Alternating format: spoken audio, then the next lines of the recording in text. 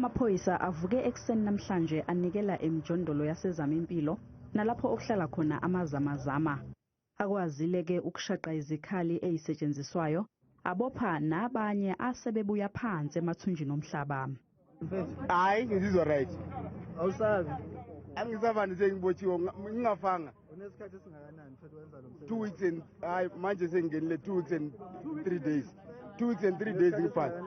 It will now depend on justice to say are they charging them, because when we ask the police and say what is the charge, are they going to be sentenced or what, they said no, this is a minor charge. Umphakathi ukhala ngokhudula inyawo kwamaphoyisa. Amapolisa kasenzeli into tata Cele. Abasenzeli into, I don't care who say what. Bathi amapolisa xa siwabiza ebusuku bathi masiyoma le emgaqweni. Ndixelela uba nansi icrime isendlini uphuma kanjani uye le emgaqweni. Waphuma umphakathi wase-Crown Mine. Wayathungathingana amaphoyisa engafuni ungena ehlathini baba.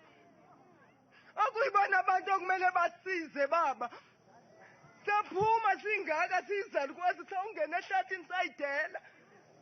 Ungqongqoshe wamaphoyisa uBheki Cele uthi akube nokubambisana phakathi kwamaphoyisa nomphakathi. Ngicomplaina la ngaphandle mase sibaba upheleni bavakashela nangu uyasho mama uthi otata babantwana. So kuzofanele nikhethe. You must then choose. Are we fighting no criminality or we are supporting this criminality? No tata babantwana.